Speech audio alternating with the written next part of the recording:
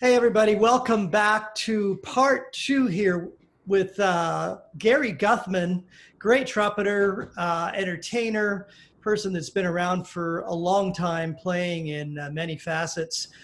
We ended our last part, the last part of part one. We were starting to get into discussing ideas about endurance. So, Gary, let's pick it up there, and sort of love to get your thoughts on endurance. I know you've talked a little bit about corners. You've talked a little bit about isometrics. So I'll throw the ball in your court, and you can get it started. Sure, thanks, Bobby. Hi, everybody, again to part two. Um, of course, endurance is always a concern in terms of being able to last longer than the length of the gig. I remember somebody saying, if you've got a 4-hour dance gig, hopefully you've got 5 hours worth of chops. In terms of my experience, lip slurs probably would have been the number one thing played at mezzo piano, at the loudest mezzo forte. This is another thing about playing too loud that maybe we can talk about that in a minute. But lip slurs, in my opinion, are most beneficial at the between the mezzo piano and the mezzo forte volume. Walter M. Smith lip flexibilities. There's lots of different ways. Schlossberg.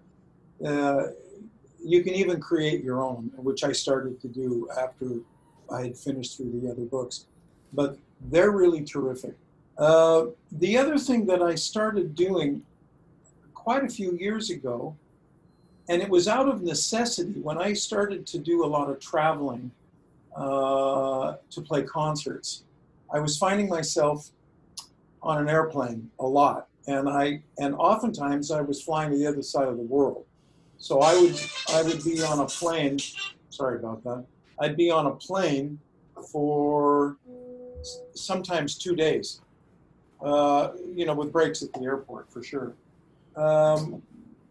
And obviously you can't practice on a plane. And there were a couple of times where if I was at an airport at 3 o'clock in the morning and it was empty, of course I would be exhausted, and it never worked out really well. So what I started to do was what I was calling at the time was just simple isometrics, which was, for simplicity, holding an embouchure fairly tight for 5 seconds, releasing it, holding again, releasing, and I would do, let's say, 5 repetitions of that, and I would wait a minute, and then I would do it again, and make sure that I was forming my embouchure as closely to similar as playing the horn.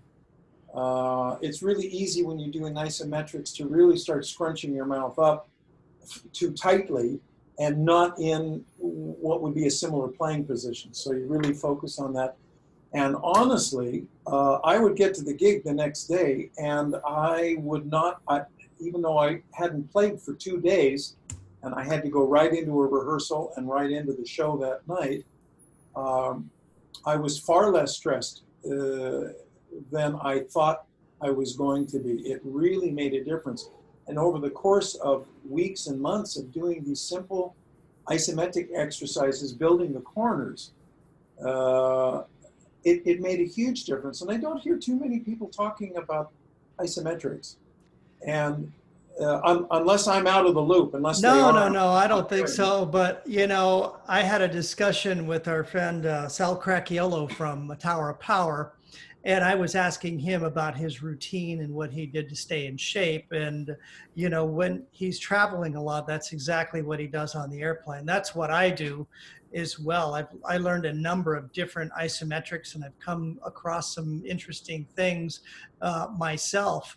I told this story maybe on another interview, but my wife and I took a month off last year for our 30th anniversary, and we went all over to Oceania and all over the place on some cruises, this and that. So essentially, I played my trumpet. I did take a practice mute, and I played maybe 20 minutes, 15, 20 minutes a day.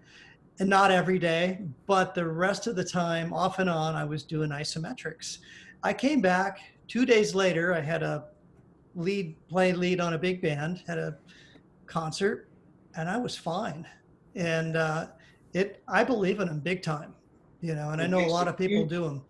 makes a huge difference. And I tell you, all through all the years that I either played with Doc, well, I played in the band behind him or the orchestra behind him, and I would say over the last 30 years, 4 or 5 times, where he was in the same town and giving a concert, and I was in the orchestra. When I'd have lunch with him, or we'd go to dinner, or we'd hang out, um, uh, Doc always had his mouthpiece in his hand, always, from the minute he wakes up in the morning until he goes to bed. And in between eating a burger or French fries or what it was, he would put his mouthpiece on his chops and he'd form an embouchure, right? And it looked like, I never asked him about it, but it looked like he was doing isometrics and he would do this, just what you did, Bobby. He put his fingers on his corners, tighten them up and put them down. And this was constant all the time. Now, this was one of the secrets of Doc's success. But we talk about being in shape, practicing a couple hours a day and all that.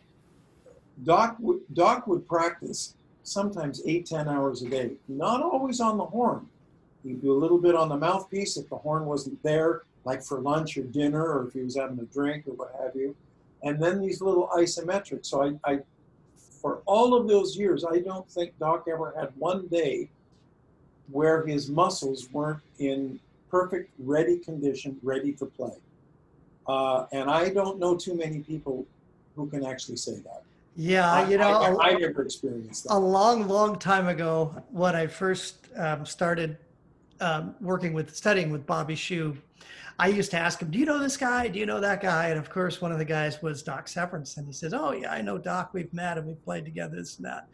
And I remember asking him, and here I am, I'm a naive, like 17-year-old kid, saying, "What's he like? What's he like?" And he says, you can't even carry on a conversation Yeah, with this guy because he's constantly right. doing something with his horn or his mouthpiece, So Yeah. I know he's definitely incredibly dedicated, and to play at that level. I mean, there's a price you have to pay for everything, and if you really want to do that and play to that level, that's the price you got to pay. And he paid it. There were periods in his life where life wasn't perfect for him, but Yeah. that was a commitment that he decided to make when he was really young. I don't know very many. Well, actually, I don't know any trumpet player that was as committed as Doc was. 7 days a week, 8 hours a day. We were talking about the 4-hour gig. Doc had a 10-hour gig in his chops. Well, I'll never Paul told me an interesting story, which is maybe you were there at the taping of one of his concerts. I believe it was the ITV in Yeah, Edmonton. I was there, and I was sitting next to Snooky Young. Doc brought Snooky. Snooky wasn't the lead player. It was really funny, but he wanted to bring Doc. Doc wanted to bring Snooky just because. And so Snooky sat next to me, and Snooky said, "Play lead. I don't want blah blah blah." But Doc did this show, and I think it was around 1980, something like that. And the show, I mean, it was a real Hollywood Vegas type of show. He sang, he jumped around, he did some really crazy things, but man, there was a ton of playing. And his closer was Malagueña. And we started rehearsing at 10 o'clock in the morning, and we rehearsed until 1. We took a lunch, then we started up at 2 o'clock, rehearsed until 5, then we were off, and then the show started. The live audience came in at 7:30. We started taping the show at 8 o'clock. The taping was a 2-hour taping. The actual show was only 1 hour. So Doc started playing at 10 o'clock in the morning for rehearsals, and he played through all of the rehearsals. He didn't lay out, he didn't lay off, he didn't back off. He played from 10 o'clock until 5 o'clock with that 1 hour break. And then he played the show. He played for 2 hours nonstop. So now we're talking like 8 hours of playing. And we're all looking at each other going, how does he do this? It's just not humanly possible, right? But like I said, Doc was in the kind of condition where he had 10 hours worth of chops. And then we get to the end of the show, and the people are gone, and he turns around and I remember him talking to the producer, Stanley Dorfman, and he says, I want to do Malagueña again. I didn't like what I played. We're all looking at each other going, man, it was perfect. But there were a couple of little things he didn't like, and the little cadenza, not little, I mean the big cadenza that he does at the end where he pops the double D, he didn't hit it the way he wanted to. It sounded fine, it was perfect, but he said, I want to do it again. So we did it twice more, Malagueña, or maybe 3 times, 2 for sure. And he nailed it every time, and finally, you know, they edited whatever he thought was the best shot at it, but I never saw anything like that in my life. He played from 10 o'clock in the morning until midnight that night, Wow. a couple of lunch breaks, and it was just astonishing how his pitch was perfect, his control was perfect through all of that, and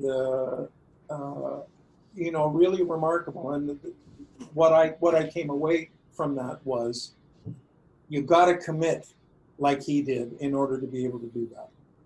This is like a lifelong athlete who is just committed to building this mechanism here to the point where you just keep playing. Well, on top of that, let's feather into something else, because I know, you know, we mentioned this briefly, but let's talk about visualization, because I know you're a proponent of that, and I know that they use that a lot in sports. It's something I've dabbled in for my career, but it's something I don't really know that much about. In fact, I've thought about going to a specialist just to learn more about it, but I'd love to get your input on this. It's a long conversation, but I'll see if I can keep it under 5 minutes. It's similar to meditation. And I'm sure most of us either do meditate or have dabbled in it a little bit. And the concept of meditation is focusing either on your breath, or if you're doing transcendental meditation, you have a mantra. They both work. So I didn't study it. I just started, I might have read about it somewhere years ago, maybe as long as 30 years ago, where the concept is simply visualize the exercise in real time. You close your eyes, you relax. You do this quite quickly. It doesn't take 10 minutes to relax all of your muscles and get into heavy breathing.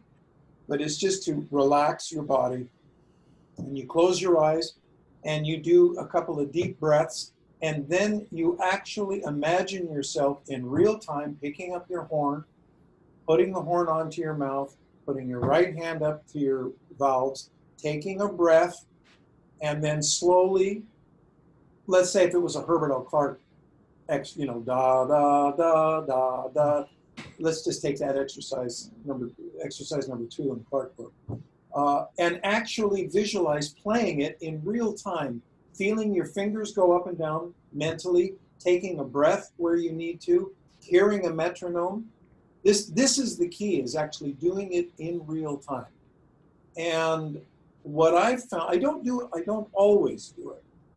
This isn't a daily routine, but if I'm working on something pretty difficult, for example, or physically challenging endurance-wise, or if it works even more if there are passages that are really, really tricky, you know, like tense jumps, even in a melodic line where you're going from, you know, middle in the staff up to the just below high C.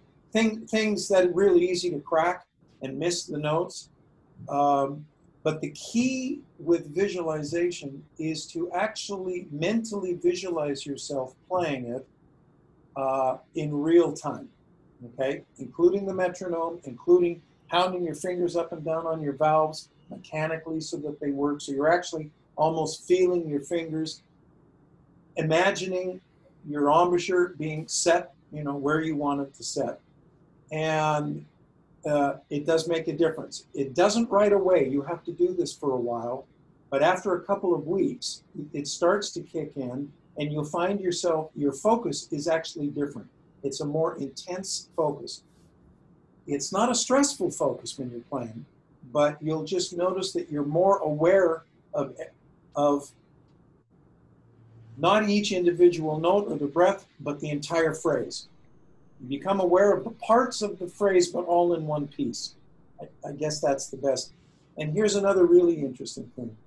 I tried doing it by visualizing, this is going to sound a little weird, but trying to visualize myself as if I were Doc, or Clifford Brown, or Chet Baker, and listening to them on a recording and closing my eyes and imagine myself playing what they're playing as a visualization. It's worth doing. It changes your focus. It's quite amazing. And the more you do, it's like anything else, you practice exercising your ability to visualize. And there's all kinds of awareness elements that come into your playing, especially when you're focusing on somebody else's playing and imagining that you're channeling them. Let's even put it that way. Mm-hmm. I first heard about this many, many years ago. And I'll make the story brief, but the thing was, I believe he was a Chinese piano player, and he was thrown into jail for a couple of years, something like that. And he was a very well-known concert pianist. And when he came out, his agent was there. He was ready. Basically, he was working within a very, very brief period of time. And they asked him, how could you take 2 years off and come back and play this amazing? And he said, I practiced in my mind every day for 6 hours. And then I also read a story not too long ago about Harry James. And Harry James, I always heard that, he was a guy that Clark Terry one time at a clinic I was at, he said, Harry James could put the trumpet down for 2 weeks and come back and just sound amazing, like he never took a day off. But somebody talked to Harry about it, and he says, when I'm sitting by the pool, in my mind and in my finger, just like you're talking about, he says, I'm doing my Clark and I'm doing all these studies to keep my balance, Right. That's right. It's really more of it focuses you in a way that there's no other way to get that same kind of focus. I really recommend everybody giving it a try. Trying it with your own warm-up routines, your own exercise routines. The key is doing it in real time and taking your breaths mentally as well, right? Like everything that you do live, you have to do it real time in your mind. And then pick like a Chet Baker solo, for example, and channel him, right? Just close your eyes and sit back and imagine yourself playing like Chet. It will change your playing. It'll change your focus. I promise. It's actually quite an amazing thing to do. Wow, that's an amazing I had technique. an experience like that as well. I had tried the Bill Adam routine, and I'll make the story really short, but our good friend Gary, Henry Christian, came back from LA, having studied with Charlie Davis, and gave me the Bill Adam routine and just a photocopy, and I beat myself up. I played it way too loud, and I just figured, okay, well, this is crap. I'm going to put this on the shelf, and that was it. Years later, I was playing a Wayne Newton show with Al Longo, Crazy Al with the big, huge hair, and he suggested I get back into the Adam routine. So I thought, well, I should probably try and channel Charlie Davis. So there was an album, Magic Time album, and the title track was the only cut I think Charlie played lead on. And that was the sound at the time that I was going for. So I would put that one cut on right before playing the routine, then I would play the routine, and the whole concept, well, one of many concepts of the Bill Adam routine is playing and resting, and you've got a partner that you're playing with, so you're always playing and resting same amount of time.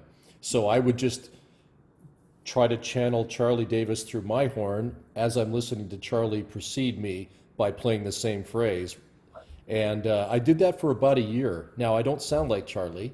I sound like me. Um, but I sound closer to Charlie than I would have had I not done that. That, I have to say, that was a spectacular teaching technique of Fred Sauter.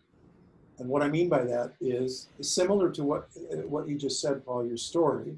There would come a time where Fred would actually stop talking to me in terms of detailing specifics, and he would say, "Watch me." And he'd put his horn up and he would play it. And he would say, "Watch everything that I do, focus on what I'm doing. And when I finish playing, I want you to play it exactly the same way." This was one of Fred's toolkits, right? And he used it sparingly, but it was always at a specific point in time in the lesson where he realized that there was enough talking. More talking wasn't going to get to the point. He needed me to channel him, and it really worked. It really worked. So for all of you that do some teaching, this is a very important thing to do for students, is to make them listen to you play it for them. Of course, you want to talk about the technique and all that, but at some point just play it and get them to stare at you, stare at your mouth, stare at your fingers, stare at the whole mechanism of breathing, and it really works. Really works. This has caused me to think about, you mentioned in your story, Paul, about overblowing. And before we finish the second part, I want to talk about, just for a minute, and please both of you comment on this, your experiences, that over the last 10 or 15 years, living in Poland, and there's not a huge tradition of trumpet playing in Poland like there is of piano playing, obviously, from Chopin, and string playing and opera, those three. So brass is not a huge tradition like it is in Germany. So over the last 10 or 12 years, I've had dozens of trumpet players from all over the country here come to me with various problems, usually not too serious. But what I would say, that no matter what their problem was, there were two consistent things that I found from all of them. And one was they weren't warming up properly, or too quickly, usually, and they were playing too loud. Almost from the beginning, warming up too loud, playing too loud, everything too loud. And it would be interesting, I would say to them, what volume, you're playing really loud by whatever it was they were playing. And I said, "Do you have any idea what volume you're playing?" And they would always say mezzo forte. And it was forte. It was loud. My ear was ringing when they were playing. And they never believed it. They said, "Really? It's really that loud?" I said, "Cut your volume by 40% to get to a real mezzo forte and learn how to efficiently use a mezzo forte amount of air in terms of making that work." And I would say to a man, out of 50 trumpet players that have been through my house over the last 10 years, those two suggestions helped all of them more than almost anything else. These were all semi-professional and professional players who got into some bad habits. We all do. We all forget. We all get lazy. We don't want to warm up anymore. Our brain tells us we already know how to do all this. We don't need to warm up. Well, when you're 50 and over, you do, and we all know that. You need more of it. And the difference between how much you warm up when you're playing 4 hours a night, like Paul, if you're playing 8 shows a week, I'm sure your warm-ups, or your warm-up and your practice routine, are two separate things, and your warm-up is considerably different than, for example, on Monday, when you got your day off. And Absolutely Bobby, right. I'm sure that when you're playing, if you got a week or two or something where you're doing a lot of steady playing, the warm-up turns into a completely different thing. When you're not playing, warm-up is more significant. It's more important when you're not in that playing 4 hours every night shade. And then the practice, where does your warm-up stop and where does your practice start? And this is the thing that is easy for us professional players to take for granted. And as we get older, sometimes we lose track of where the warm-ups ends and where the practice begins. Right? So Yeah, on that, that's a great observation. Years ago, there was a guy in Los Angeles named Clyde Riesinger, and Clyde used to play with Lawrence Welk. He was a great studio player. Was really active in during the big band era, great lead player and all that stuff. And as a young kid, I got to play on a couple of big bands with him. And again, being an idiot, naive young guy, he was probably I don't know, maybe mid 60s at the time, which I viewed him as old, who's this old guy that's still ripping on trumpet, And I asked him one day, I says, on a break, I just blatantly asked him, I can't believe I asked him this question, but I said, what does it feel like to play trumpet now when you're your age compared to how it was when you were my age? And, he said, the thing that I notice now is it takes me a lot longer to warm up. And I remember that, and for me, my warm up, I studied with Stamp for quite a bit. And so the whole thing about warming up, I switch my warm ups around from time to time, and I do things in different sequences because I feel like for me, a lot of times I get stuck into a kind of a routine and it stops working. And I need to it's like if you're just doing nothing but curls, they work great for a while, but after a while they stop working. So you got to do more reps or you got to do more weight or a combination of both. So for me, I change things around, but my whole warm up is just trying to get everything working, for me. Once it's working, then I can go into anything I want. But sometimes, some days, and you guys know this, some days you wake up and you go, it's going to be a great day playing. And then other days you go, damn, I don't know. This may take a couple of days to unbury myself. So, well, the thing is that at our age now, well, you guys are considerably younger than I am. So anyway, I'll just say at my age, what we discover is we look at ways to maximizing the minimum efforts. If only I had thought more about that when I was younger. Absolutely. Right? In other words, how hard, when I was a kid, well, not even a kid, even in my 30s, my guts would be so tight when I played because I figured I had to have, tight guts all the time. At the end of an hour of playing, my stomach hurt more than anything else did, and it wasn't necessary. The full breath to the point where you almost can't take in any more air, it isn't always necessary. And the volumes, the volume levels, but forgetting actually how loud you're playing, is as we know, when you're behind the horn, what you think is mezzo forte is considerably different than somebody standing 10 feet in front of you, right? Where their ears are bleeding and you figure you're only playing mezzo forte, right? There's one other thing about chop problems, and I mentioned this to Paul. Paul, can I get into the dystonia? Please do, yeah. I don't want to miss that because it was a real critical time for me. I was 29 years old. I walked out on a gig. It was my first concert as a big band leader. It was in Vancouver. And I had a stack of music like that, and I had all these Maynard Ferguson charts and Don Ellis charts and God knows what else. And the last note on the first song was a high F. And I went to go for it, and nothing came out but air. This was the first tune of the night, and didn't have any pain. I don't know why only air came out. I couldn't get the last note out. By intermission, about 50 minutes later, I could maybe grunt out a G or an A on top of the staff, and it wasn't good. Still no pain, but my lips just weren't working. And by the end of the night, I couldn't get a sound out of the horn. And I thought, Paul, have I ever told you this story? I think I did, somewhere along the line.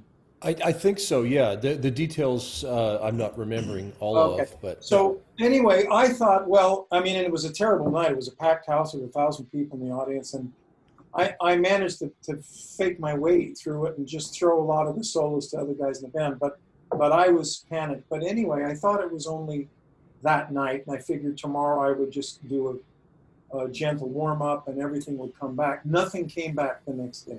Couldn't get my lips to buzz at all. And it didn't come back the next week, and it didn't come back the next month.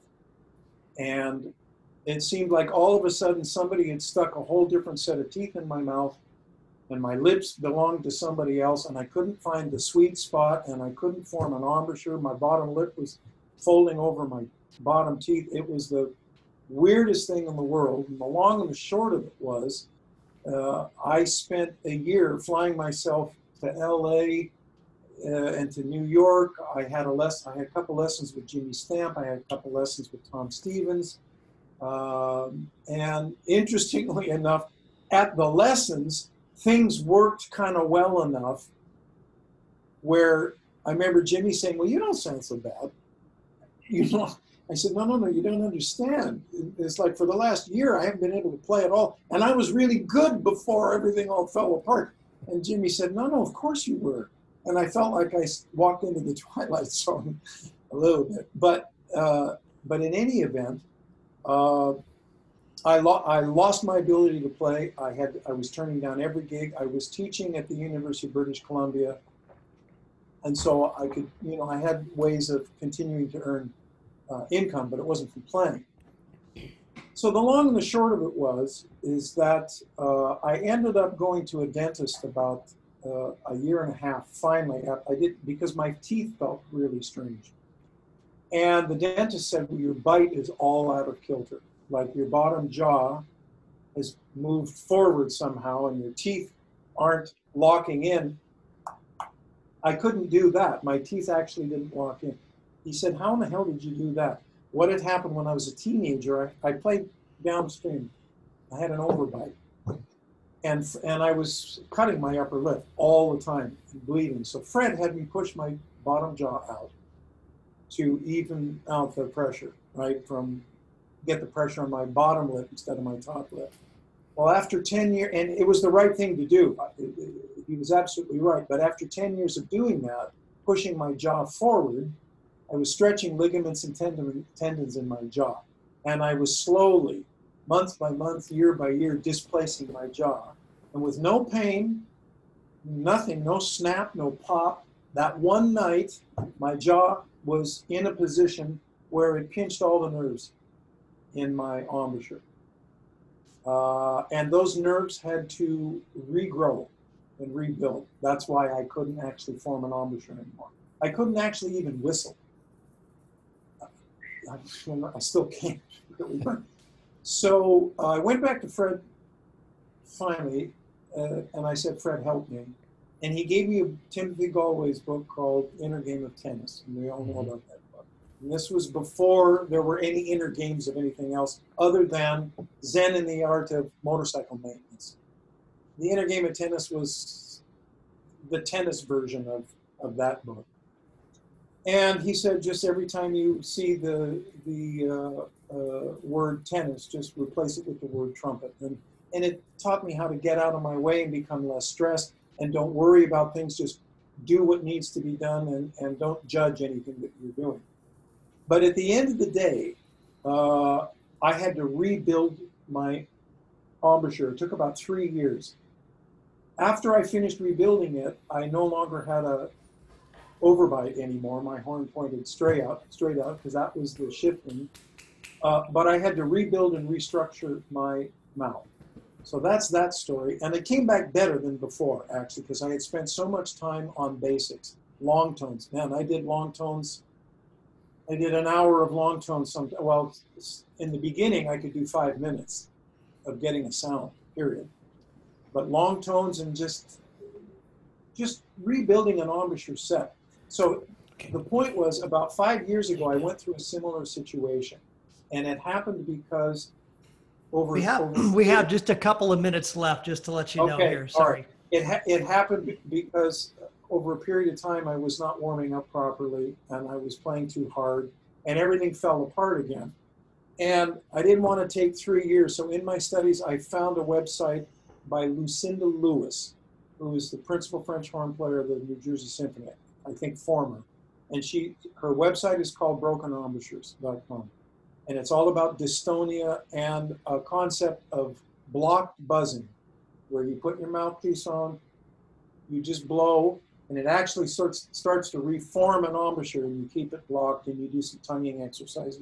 So people that are going through chop issues that sound similar to dystonia or muscle problems that have happened kind of suddenly, even with no pain, no particular reason that you can think of, but it can happen, especially over 50s. Go to brokenembouchures.com, Lucinda Lewis's webpage, and read everything on there. And buy her books. They're well worth it. I bought them, I went through her exercises, and it brought me back. It's actually kind of a miracle system that she's come up with, and I highly recommend it to everybody. That's awesome. I've checked it out, but I haven't bought the books, and I've been on the verge of it just to get the knowledge of it, you know. So I'm going to check that out. And if people want to check you out some more, they can go to GaryGuthman.com. Is that right? That's right. See what you're doing, all the cool things you're doing. We're going to play a very, very brief lightning round with you, Gary, before we sign off here. Okay. I'm going to shoot the first question out. What's your favorite type of gig to play? Right now, playing in front of an orchestra to a house full of people. What's your favorite city that you visited?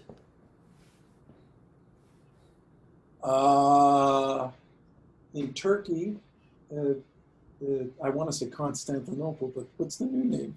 The big city in Turkey. One of the most. Now I can't believe I forgot the yeah, what the hell? I've been over there too. So really? Yeah. Come on, Bobby. What's the name of it? I'm over 50. I can't remember. Anyways, I'll look it up on Google. But everybody, we're glad you're here with us, and we want to say thank you to Paul Barron and Istanbul. Thank you. Ta-da. Gary Guthman. Thanks so much for being here all the way out to Poland with us, and we look forward to seeing you in the group, in the forum with us. My pleasure. Thanks for the invite. You bet. Thank you, Gary. See you guys. See you, Paul.